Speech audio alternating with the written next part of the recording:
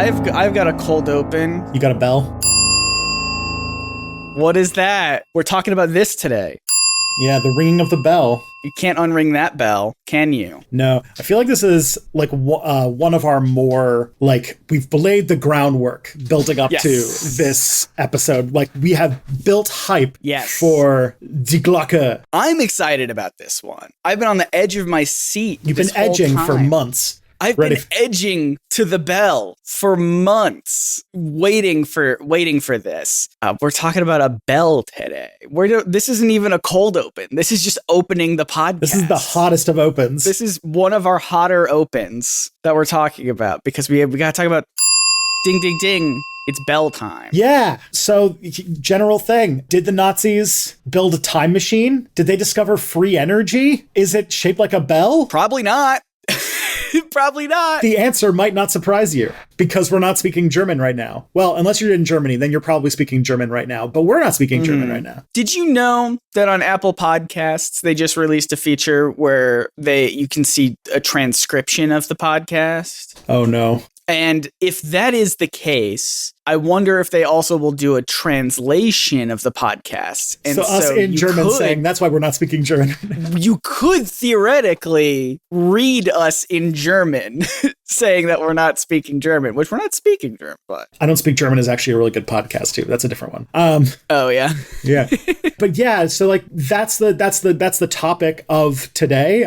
Do we need like a millions around the world? Yeah.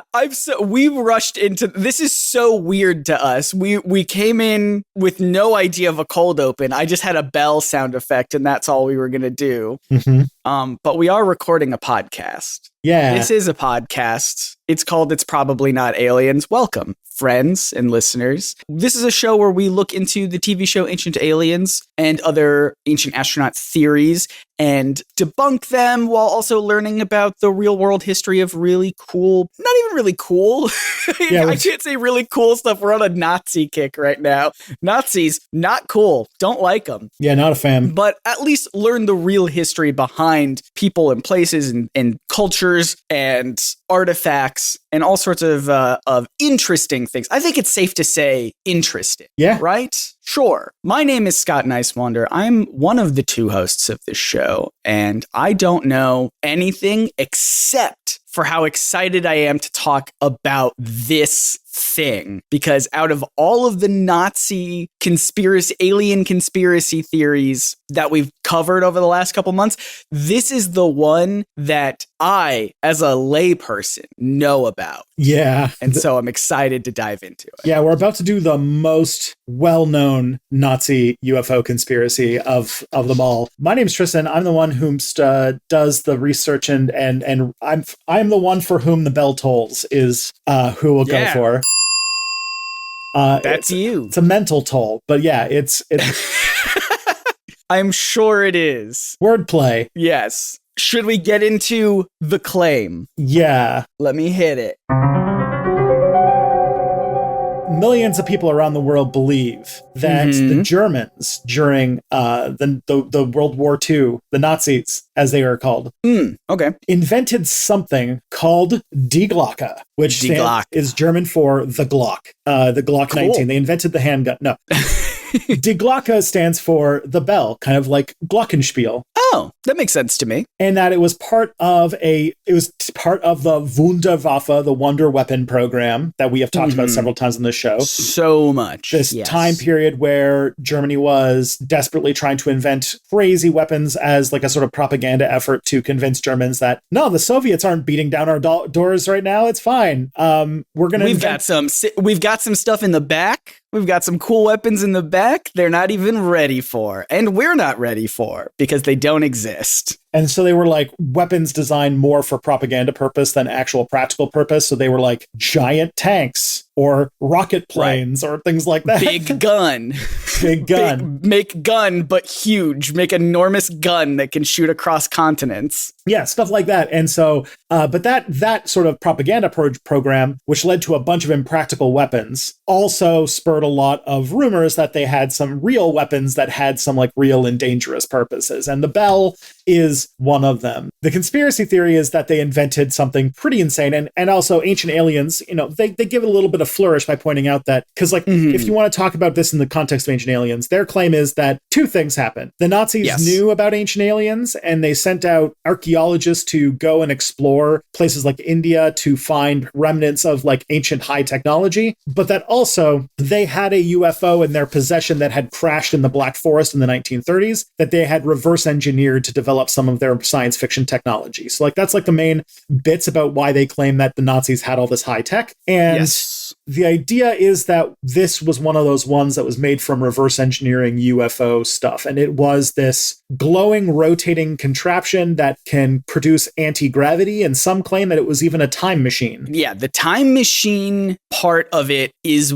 what I know best, I think. Because I'm sure we'll get into it, but I don't want to spoil it, but I don't think the bell has ever been found. I could be wrong, but I think there is a structure that remains that people are like, this is where the bell was, and it time traveled and it's not here. So we'll get into it, I'm sure. But this is what I know off the top of my very shiny dome. Yeah. Perfect. That's actually a pretty good way to get into it. So the rumor is that the Germans developed this by having a substance called Thorium 525, this highly radioactive substance that when put in this device that had two counter-rotating cylinders filled with a mercury-like substance, that it could produce like either like an anti-gravity effect or radiation, or it could travel in time. So kind of breaking down, because we've covered a few of these things already. The counter-rotating cylinder thing, I believe, is the sort of vortex energy thing that we talked about in our first Nazi episode when we talked about...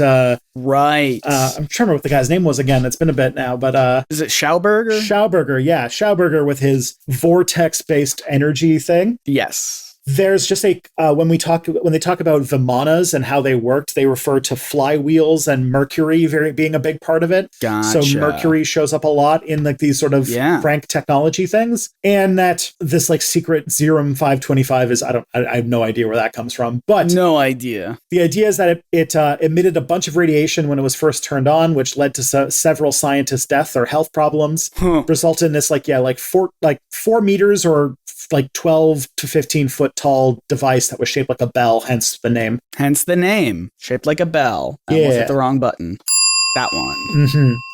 Now, according to some UFO believers, they think that this device was discovered by the Allies after World War II, where it was then transported to the United States to Area 51 as part of their UFO reverse engineering effort. So that's interesting, because I always assumed it was missing because it did succeed and travel through time. Here's the best part, is that when you're dealing with UFO conspiracies, you don't have to be mutually exclusive. It can have been transported back to the US, and it can have disappeared at the same time. Because why not? Some people believe one, some people believe the other, depending upon whether you want to exonerate the US or not, basically. Okay. They believe that it was given to the US in exchange for the freedom of an SS general by the name of Hans Kammler. Like a sort of, we'll give you our super weapon that could go back in time and save him before he even got captured. But I get you. Yeah.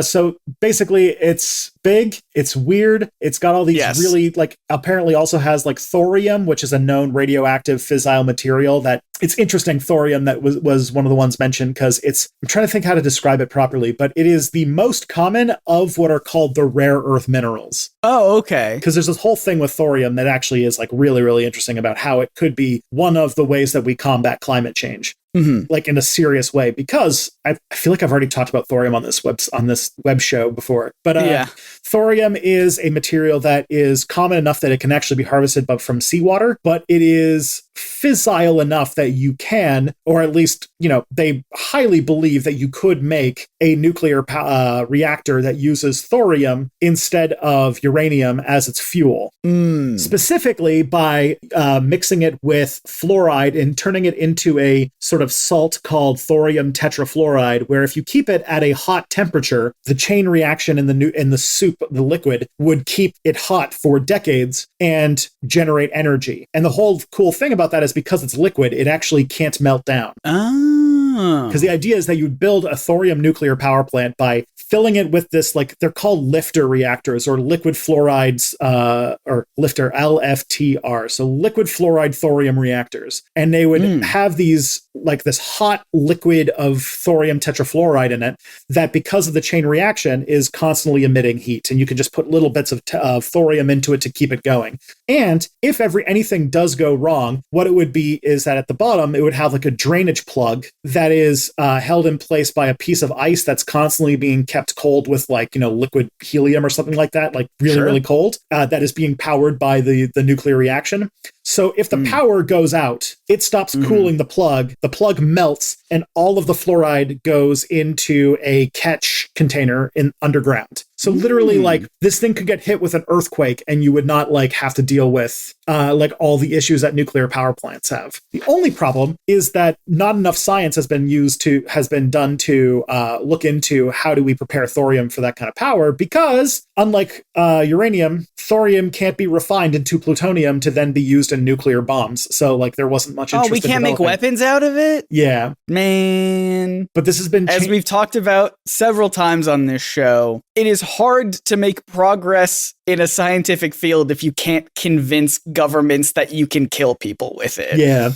To that point, the most amount of development for this technology has come from a brief period in the 50s when it was being investigated as a way to make a nuclear-powered airplane, specifically like a jet fighter. But now, like, the thing is that, and I know that it's also a little bit controversial in some engineering circles. Some people think that it's viable, some think it isn't. But the thing is that thorium is like a throwaway material in rare earth mines. And rare earth mines are like the kind of, like, rare earth mines are where we get a lot of this. Well, they're not common. Yeah, they said it's in the name. They're common enough. Like, rare earth mines are where we get the stuff that we need to make, like, touch screens and, like, computer parts and stuff like that. So we're trying to find as many of them as possible and build up a lot of them.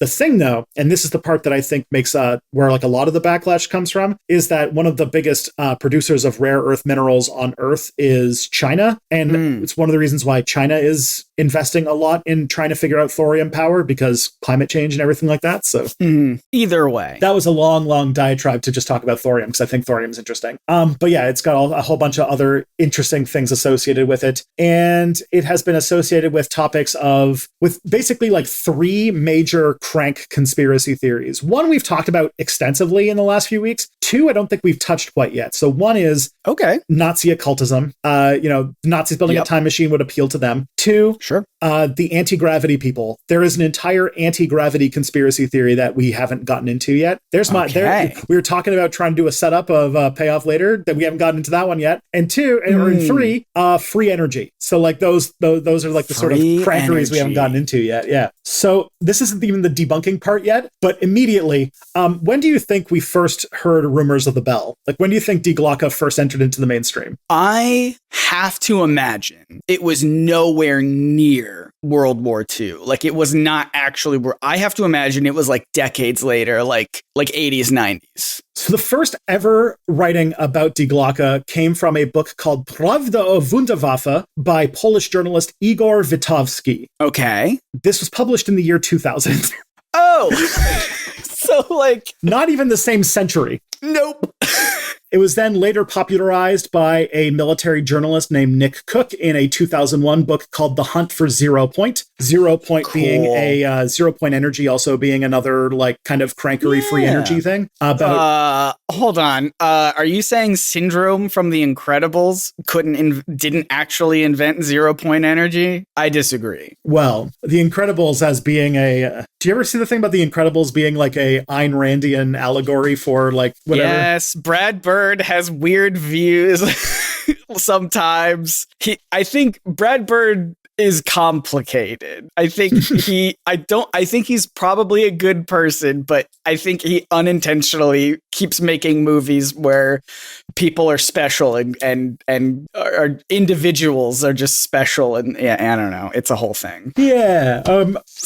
That's where it got popularized in the English language, was the hunt for 0 point, again, a free energy thing. And that's when it got, like, a lot of stuff written about it. People criticize these claims about Die Glocke because they were based on on recycled rumors and probably hoaxes. I'm just trying to do this. This is the story about where it came from. Yeah. Where this guy wrote this book, and then another guy wrote a book a year later that came out in English, and it immediately got a whole bunch of backlash. But it got adopted very easily by the idea that there was broader conspiracy theories about the Nazis having advanced technology and even the secret space program. So this kind of stuff all fit into that narrative. Yeah, I keep being told that there was another podcast that talked a lot about the secret space program that I should talk to and learn more about. Yeah, there's definitely, ever since we did our episode about the secret space program, we've got a lot of people saying you should talk to this person, you should talk to this podcast, stuff like that. So people are really interested in it as an up and coming conspiracy theory. Mm-hmm. So yeah.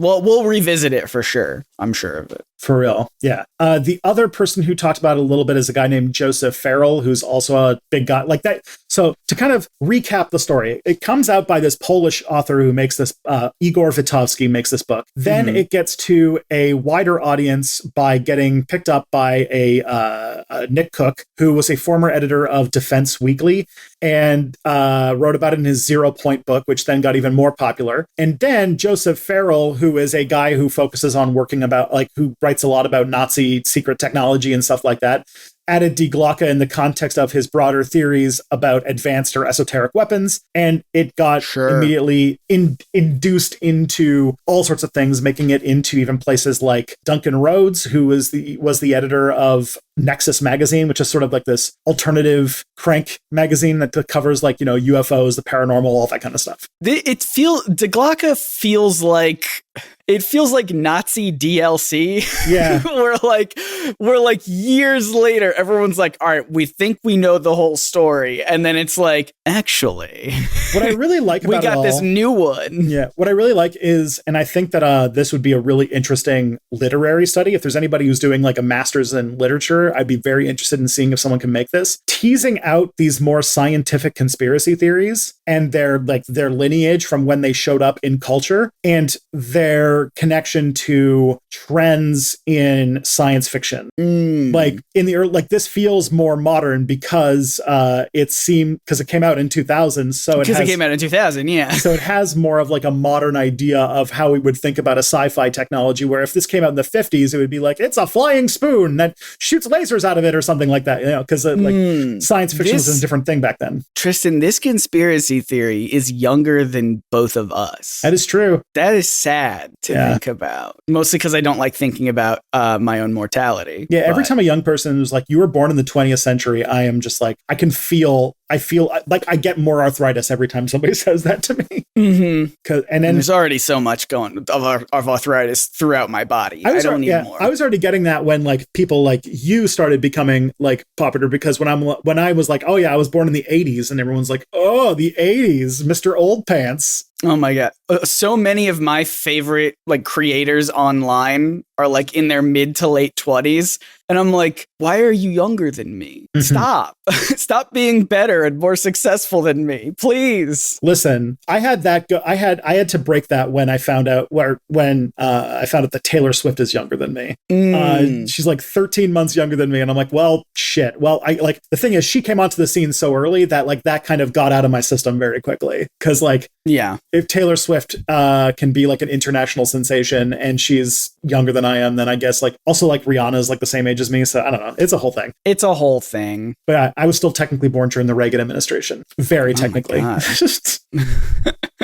I was born the month that George Bush was elected. Well, time turns us all into dust, Tristan. That is true. Speaking of dust, so this got popularized, and then literally less than 10 years after it entered into literature, it got picked up by Ancient Aliens.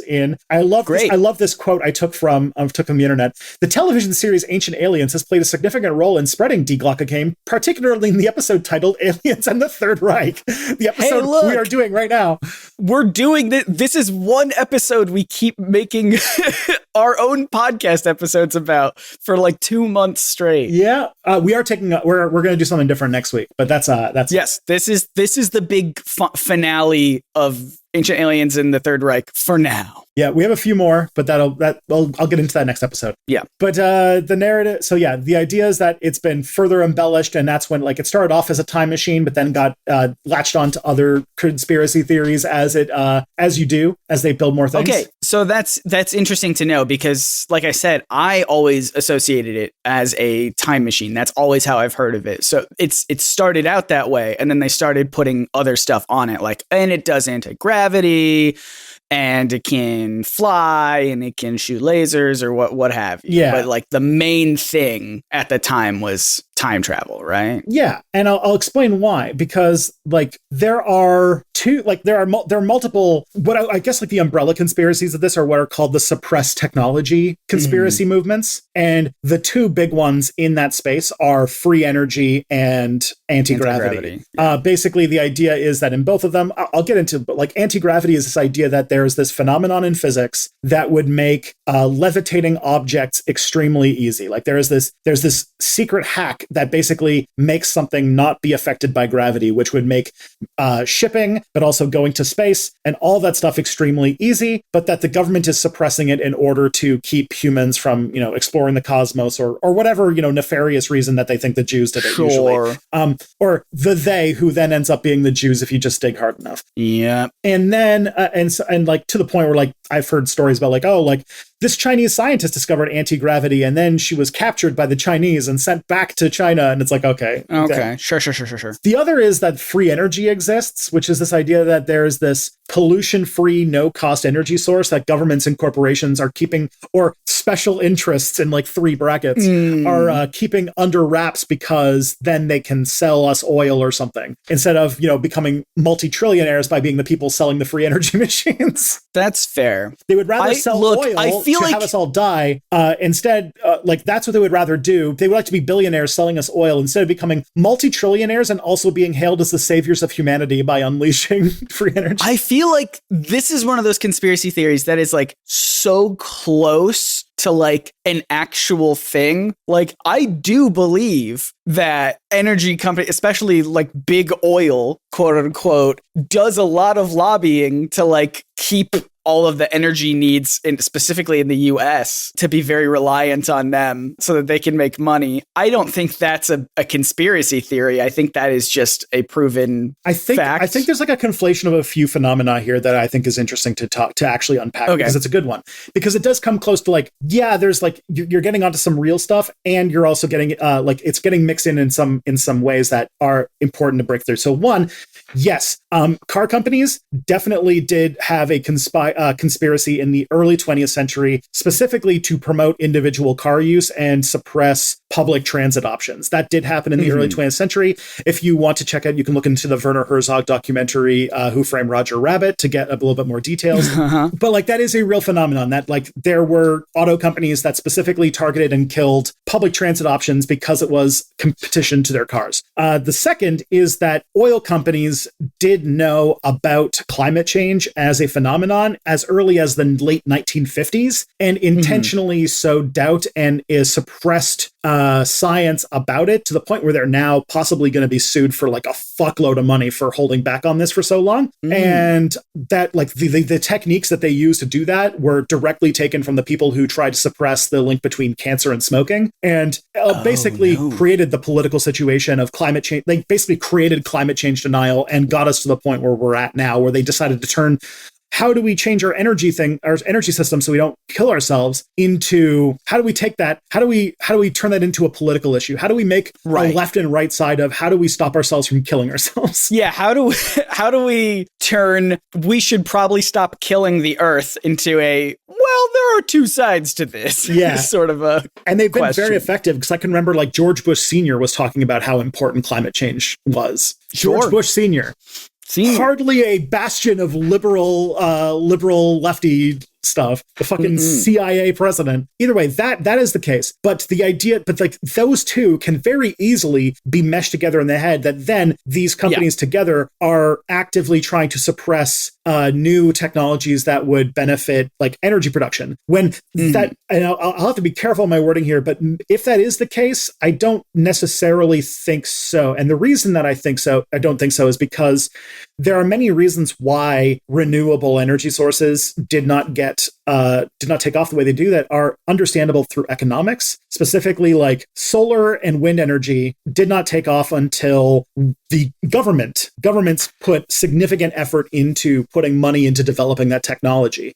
Because basically the whole thing that held us up was that oil is a easy to obtain and very energy dense while being light source of energy. And that made it way easier to rely on that and deepen our reliance on it rather than transition to something that is going to be less efficient, going to require like more infrastructure and also a lot of transition cost. And that I think always has led people to, especially people who might have to pay that money, being less incentivized to really embrace that transition until governments realized that they need to take climate change seriously. And then they started putting money into developing it. Furthermore, like other things like the electric car, people would say like, oh, like people were developing electric cars like 100 years ago. And that got suppressed. And it's like, well, the thing is that electric cars have a very specific, like the technology behind them isn't that sophisticated. The thing that is always holding them back is the thing that's holding them back now, which is that we can't make batteries powerful that hold enough energy and are light enough to manage things. Batteries like today, to make an electric car is so expensive because it requires tons and tons of these lithium batteries that require difficult to get materials. And then when we put them in, they're very heavy. That's like the main thing holding them back. There's some other technologies that are also getting developed that are very good, like fuel cells, which use like hydrogen you use like a sort of chemical reaction and electricity to split water into hydrogen and oxygen, and then you put it through fuel cells, and in the oxygen and hydrogen turning back into water, it unleashes some energy that then you can use to power things, which would be great because that would mean that we could fill our cars with hydrogen, which is a highly explosive gas, but I mean, so is gasoline. So I guess that's not that big an issue. Why don't vehicles operate like humans do? I get energy from eating lunch. Why don't I just give my car a sandwich? And then my car can go. There's a guy who made a robot that actually gets power from food. And everyone was like, it's the robot that eats human flesh. All right. So we're going to have to work in ethics on these cars that can eat food. Yeah. And there was a time when we were trying to stretch out gasoline by adding ethanol that was derived from corn.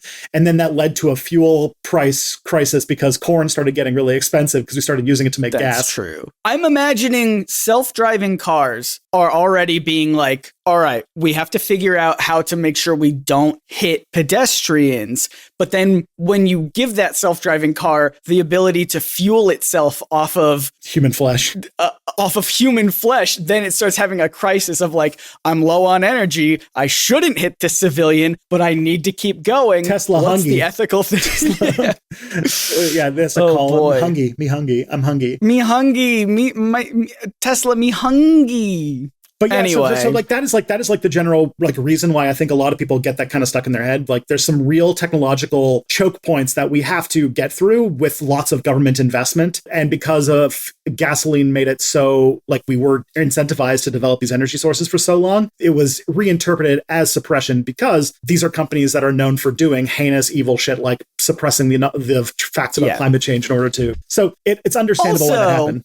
Also, just to put a bow on this, the real reason why energy companies don't actually invest in free energy, because you were like, oh, if they could actually invent free energy, they'd become trillionaires and save the human race. How would they become trillionaires, Tristan? It's called free energy. They can't make money off of it. It's free. It's free, Tristan. Free, just another term for socialist. I think that's actually a line from Watchmen, isn't it? Socialist energy. Socialist free energy. But then you're like, if you want to go one step past that and you get into crankery, which is that they are suppressing free energy through what are called perpetual motion machines, which are hypothetical devices that can operate forever without any external power source, and that can be used. The problem is that it violates a fundamental law of physics, specifically the first and second laws of thermodynamics. Okay, all right. Which is like... Does sound important. Free energy doesn't make a lot of sense when the first and second things that we know about the universe is that energy cannot be created or destroyed.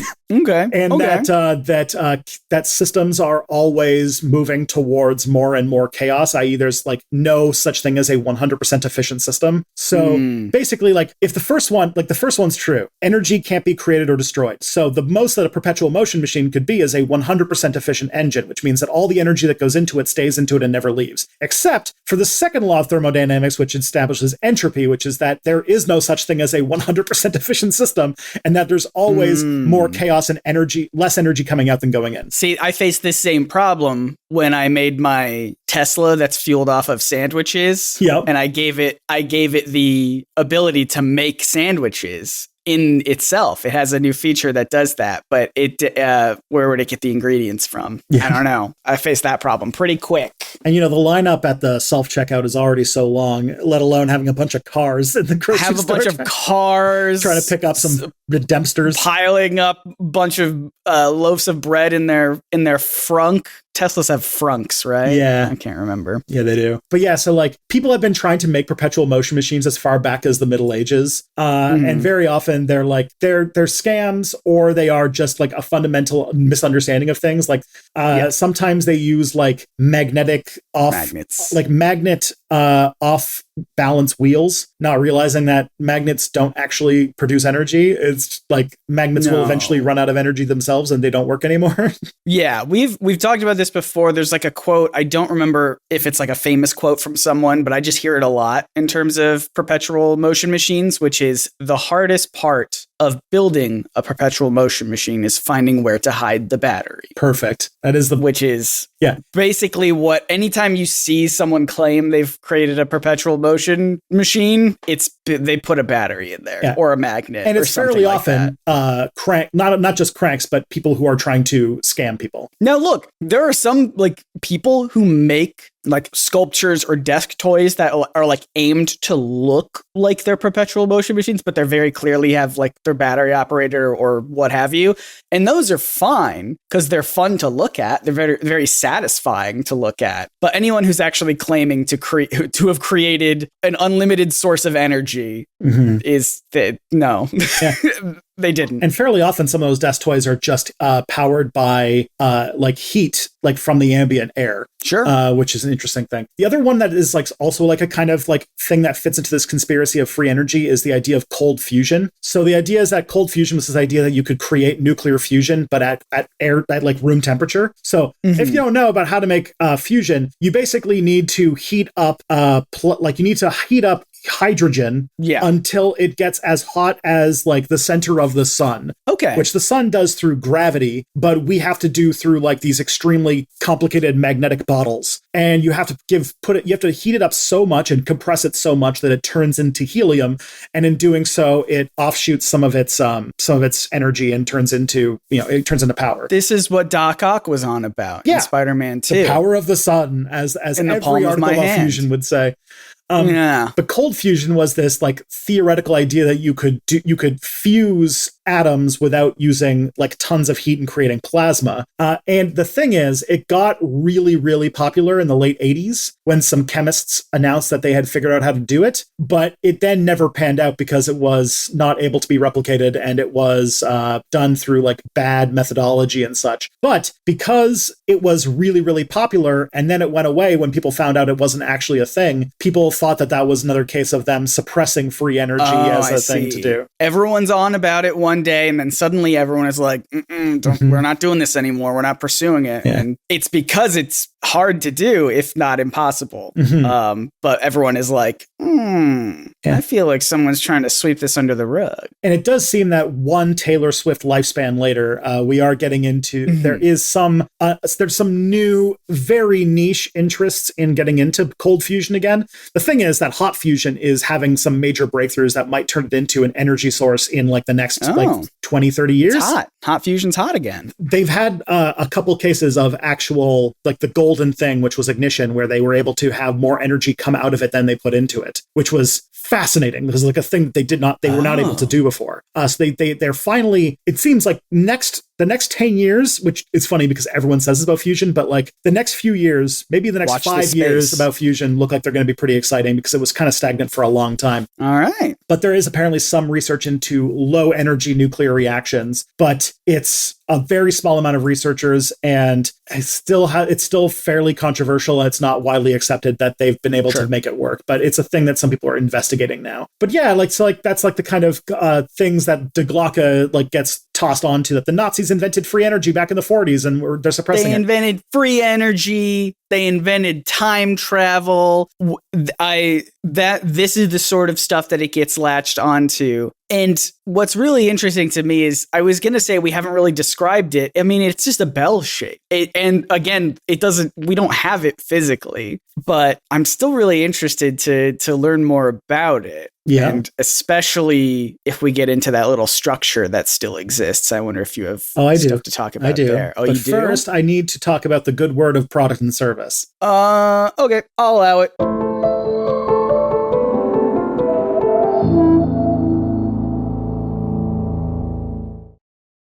Product and service. Yeah. One of our favorite things. It's amazing. So let's get into the big thing, which is that all of the principles that Die Glocke is said to do, like anti-gravity, time travel, yep. None of it is a thing that is real. What? Anti-gravity is a thing from science fiction, and at the current moment we have no actual science that backs up that you can actually negate the things, the effects of gravity. Now, hold on. Let me ask you this about anti-gravity, because I've always associated it as like the opposite of gravity, right? Anti-gravity. But if we approach it like it's an anti-hero, we're like the opposite of a hero is a villain. But if it's an anti-hero, maybe this is just like bad gravity. Maybe gravity? This is just like unethical gravity. Oh my God.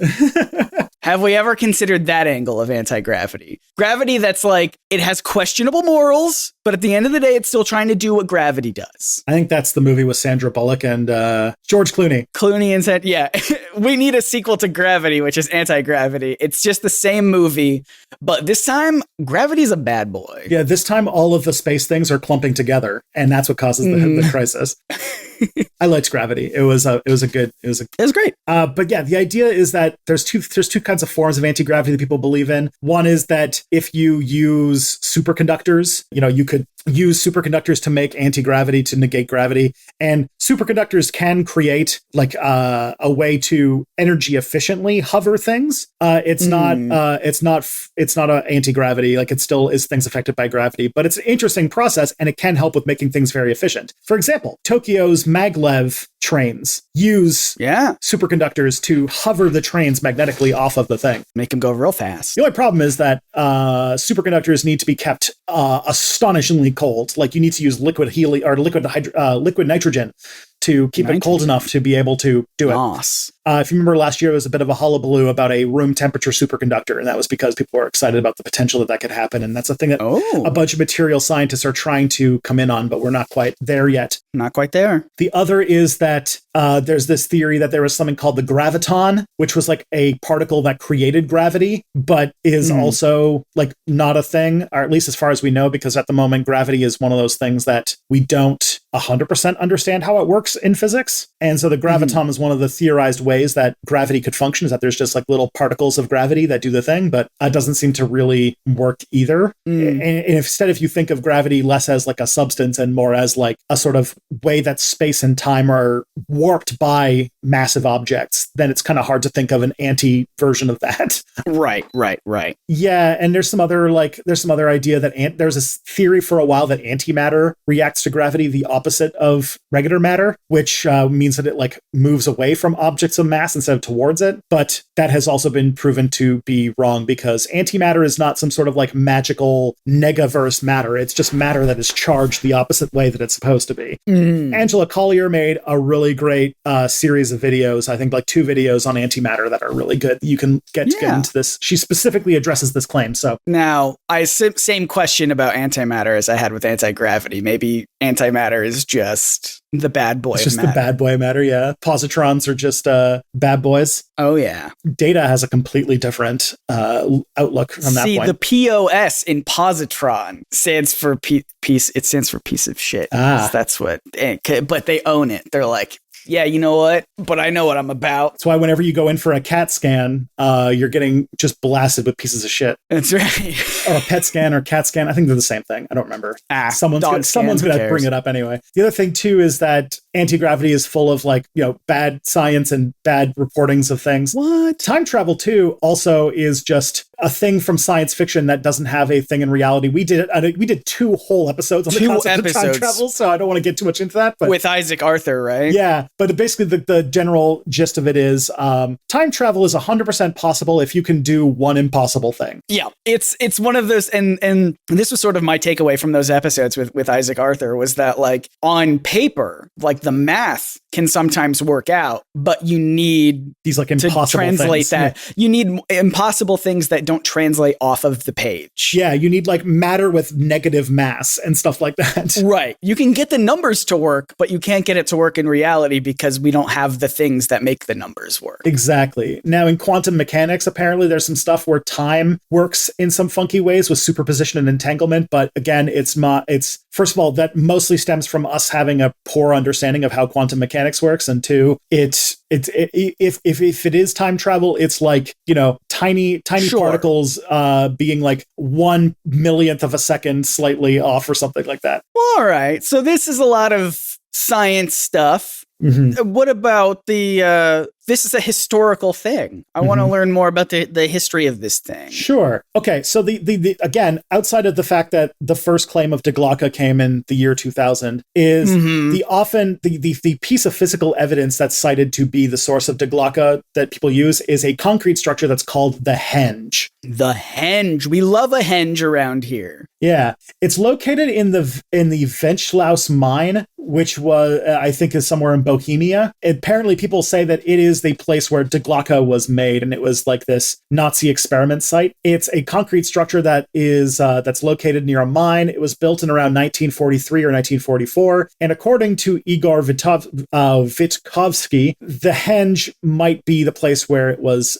built and tested. But yes, people will point out that the Henge looks more like a industrial cooling tower rather than a secret site of science. So let me paint a word picture for people, because this is the structure I was talking about. This is like when people want to point to like physical evidence that the bell existed. This is the structure they point to. When we say a henge, don't instinctively think of Stonehenge, because this is much more industrial looking. Like it's much more modern. It's much more precise. It's got, pillars, and it's all connected in like a big circle around the top. It almost looks like a big, I don't even know how many sides there are, but if it's like an octagon or a little bit more, it just looks like a very industrial thing, but there's nothing. It's just the henge. Yeah. There's nothing else there. It looks like it's in a field with some hills behind it. There doesn't seem to be any other structure. It's just like these pillars with like this sort of connecting beams in between them to make like a circle. Yeah. But there's nothing else. It doesn't look like anything else is there. Yeah, it's made of, and so it sort of stands out. It's made of concrete, and it is quite like, interesting. Like it's visually provocative, and people, it's very easy to look at that, and if you didn't anticipate what it could be by knowing how things look in construction, you would think that this looks like some sort of ominous, cool science fiction-y thing that could be a thing. But it's much more likely from everyone who's looked at it that it was probably either the ruins or the beginnings of construction of a cooling tower that never got built. I think that's really interesting because I don't know. It's interesting to think about because when you look at it, it does look like there was something to it. Like this is like part of a structure, and it's the only part that either remains but I never considered that it was possibly the part that was the only part that was ever built, and then they just sort of moved on. That's an interesting idea. The fact that in 1943, 1944, when the Nazis were starting to suffer some real material issues and stuff, is pretty much things being abandoned does not sound like a surprise to me. The other thing too is that like the Die Glocke, the claims made by Witkowski are based on like anecdotes and speculation, and there's nothing that like they don't have any documents, they don't have any physical evidence, they don't have any eyewitness accounts. It's all basically just cribbing off of secondary sources. So he's literally writing about people who are writing about things that they saw, and it's like, okay, gotcha. But or writing about people who are writing about people who claim that they saw it. So like it's like third-hand accounts and stuff like that. And again, from like 60 years later or something like that. Yeah. He did have a background as an investigative journalist, but the fact that he used so many unverified sources puts a lot of question marks into his work. Again, Nick Cook, the person who popularized it, also has been criticized for not really critically discussing the subject or really doing his due diligence to find out if this was actually a real thing. And it looked like he was, basically, the quote that I found here was ferreting out minor inconsistencies and odd ambiguous details, which he tries to puff up into proof. The other person who got really into it, who popularized it, the Joseph Farrell, is known for is into like Nazi technology stuff, who wrote the SS Brotherhood of the Bell, which connected it to NASA's Nazis, JFK, and Magic 12, which Majestic 12, I think, is going to be its own episode that I want to do at some point. I have to ask, and maybe you don't have the information, the connection to JFK is just like the moon landing, right? It's not, he wasn't saying, and also the assassination of JFK was also tied to the bell. I haven't read this book, but I would guess it's both. Oh, great. Conspiracy theorists assume that JFK has been assassinated for so many things, that he had secret knowledge about the free energy that then got killed by the oil companies or something like that is definitely something I could see being the narrative. Fair enough. But very often, everybody who talks about the JFK conspiracy is always just like, he was just about to end the war in Vietnam, bring about world peace, end the Cold War, or unlock free energy, and then he got shot by whoever's against that, is a very common trope in the sort of JFK conspiracy circle. Why do they do this? Well, Die Glocke is really buzzy. It got a lot of attention, so people who like attention and money from selling books will talk about it. It's also just like a community. Alternative history and conspiracy theories have their own sort of community that you can monetize, but also that you can be invested in and become a celebrity within. And being a micro celebrity is another like motivating factor. It can bring traffic to your websites and give you authority, and it can give you a sort of appeal of being a bad boy, like people who are looking for contrarian theories. Like as we've seen in modern day, I don't think it's too hard to talk about how there are a lot of people who will accept a bad idea if they're just convinced that it is somehow contrary to the mainstream idea, no matter what the actual merits of it are. And that's why they also are all about that bad boy of gravity. Exactly. Anti-gravity. So here's the thing, though. The Germans, like what this is kind of overlapping is that the Germans did actually make a whole lot of very interesting technological breakthroughs during the war. The V1 and V2 rockets, the jet aircraft, they made the first jet aircraft, the Messerschmitt Me-262.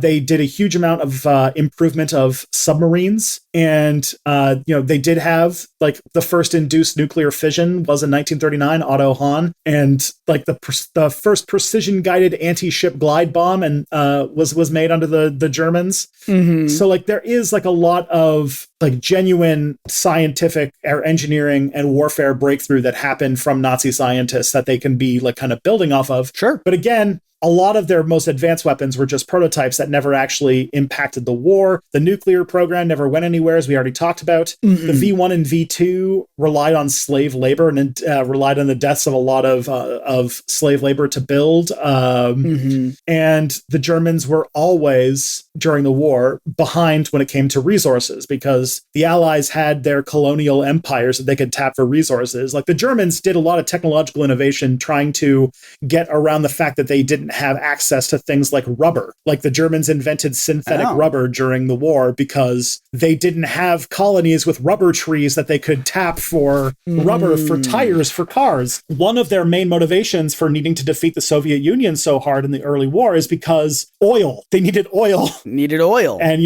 planes and trucks and tanks all need oil. They do need that. Yeah. You ever see Jojo Rabbit? No. There's a very good joke in it that I feel like ties into this sort of sentiment where the kids, the child Nazis have like uniforms that are absolutely falling apart, and they're like, "What is that made? Is your uniform made out of paper?" And they're like, "Well, it's paper-like." Yeah. It just sort of like shows that in the end times of the end years of the war, just they did not have the materials needed. Yeah, that's kind of there's even like you could even argue that that's why Japan attacked the United States at Pearl Harbor, is because America, which was a major oil exporter at the time, stopped trading oil with Japan, and Japan was running out of oil. One of the other things about the sort of Hiroshima and Nagasaki thing is that like the Japanese were not very far away from just having no oil. And if you think about it, like the war is basically over at that point if you don't have trucks and planes and bombs. And the thing is that like it also comes from the fact like the inspiration behind this whole Nazi science thing comes from the fact that the Nazis had a very weird approach to science. As we talked about, their ideology allowed them to do things that were normal scientists wouldn't have done because they were crimes against humanity, like the horrors of medical experimentation, but also at the same time, they also their anti-Semitism made them against a whole lot of ideas of how science worked, and they approached more holistic ideologies. And so they were trying to prioritize research areas that benefited Nazi ideology and disparaged Jewish scientists, which led to them getting invested in weird science that never went anywhere. But then people later on would try to reinterpret that as like science that was then suppressed. Their ideas were too good. Yeah, exactly. And so that kind of thing is like the main reason why that's a big issue. The main problem, and you can cue up your sound on this one, I think, because I think that we're is this the time? Yeah, it's the time. Here we go.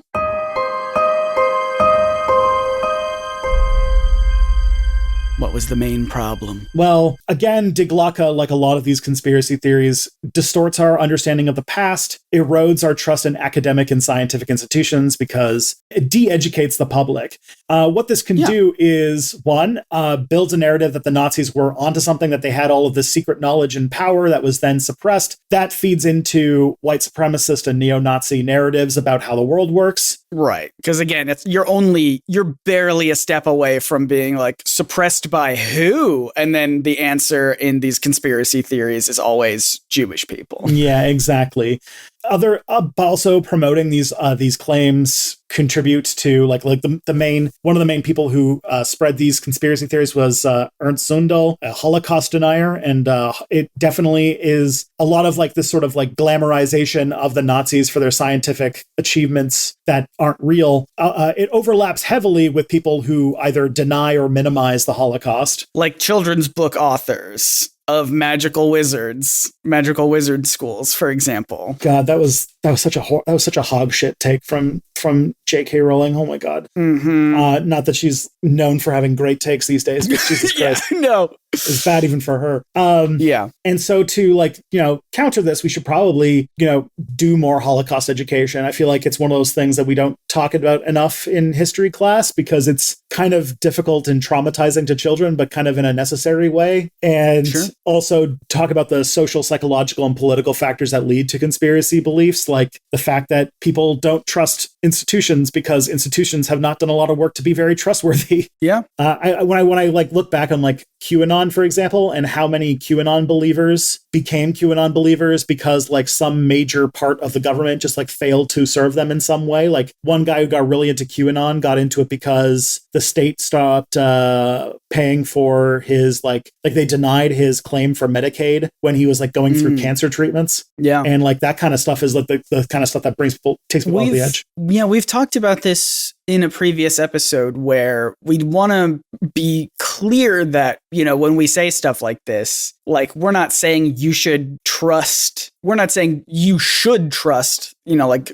governments more or things like that, but more so that governments need and institutions and stuff like that need to be better about actually earning people's trust. Yes. And I do think that a lot of like conspiracy theory culture is a side effect of states that have made themselves profoundly untrustworthy institutions. Yeah. So yeah, there's a lot of that. And I think that also a lot of this, like, especially going back to like Nazi technology, is very important. I mean, this predates it because this is an old episode of Ancient Aliens, but is important to address in this period where we're seeing a increase in like right-wing extremism and right-wing populism that is often using conspiracy theories to lure people into further and further right-wing politics. I think that is like part of what these kinds of conspiracy theories do. I think that's why, like, when you see there's like a huge overlap between the far right and UFO conspiracies and such, because like, if you think about it, esotericism, right? Like the lure of esotericism is that you have knowledge that most of the world doesn't, that you understand the world as it truly is in a way that most of the world doesn't, which is another way of saying that you're further and further being isolated in your concept of how reality works from other people,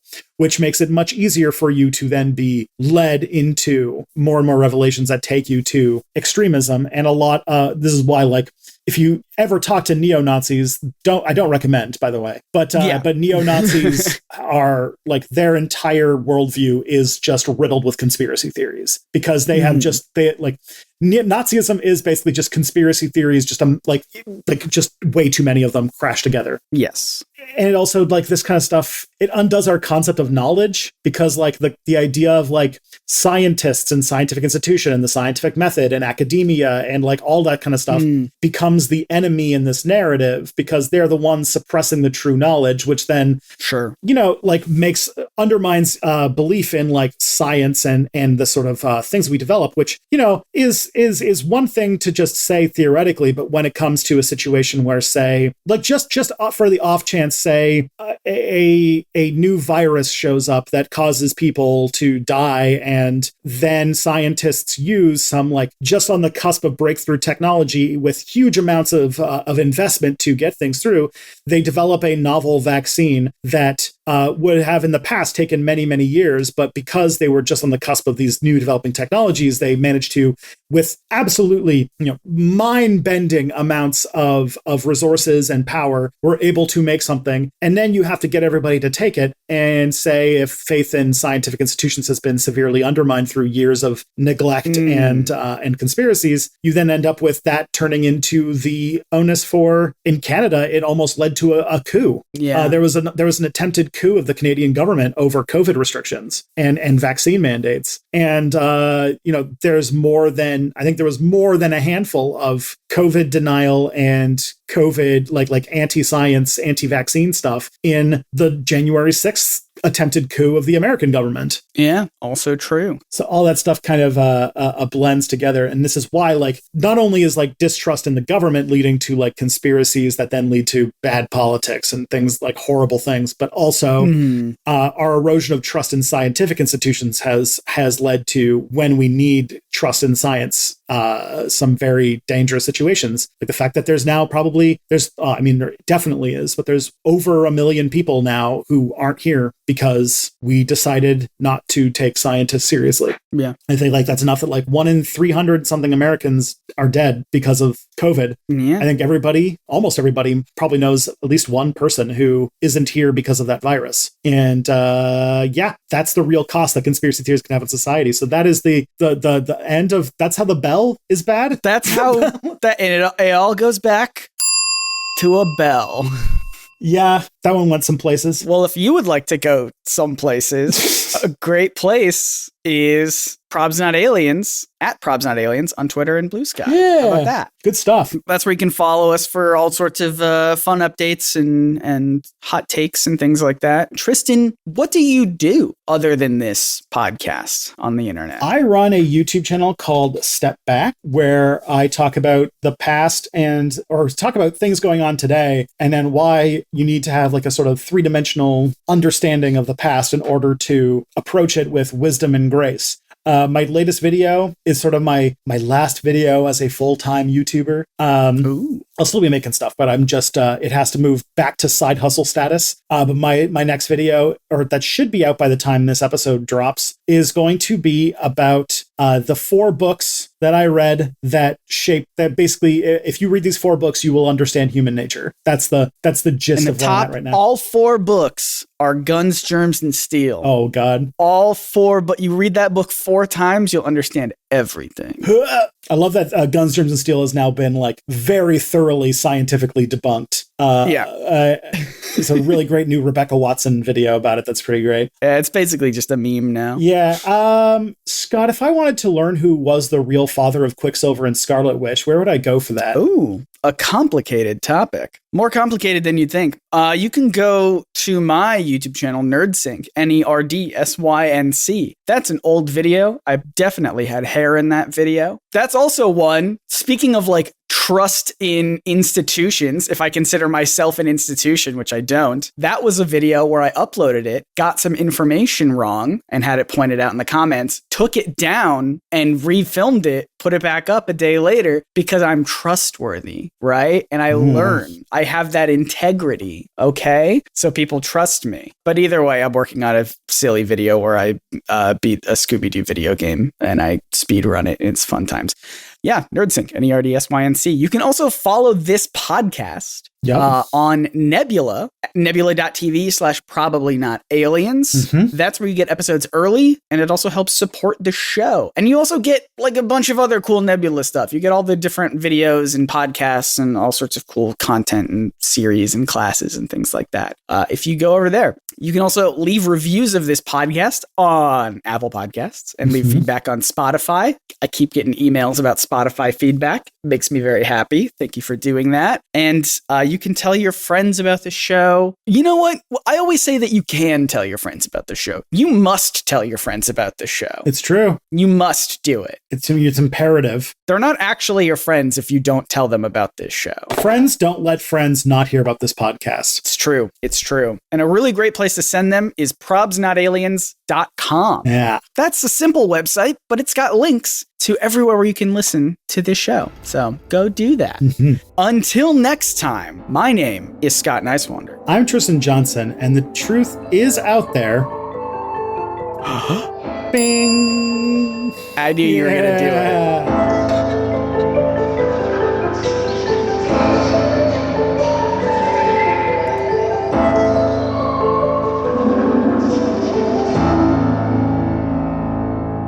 That would make my son so happy. He likes bell sounds? He just likes sounds, like random sounds like that. Yeah, that sounds like a child. He laughs when you just like blow in his face. He's at that phase.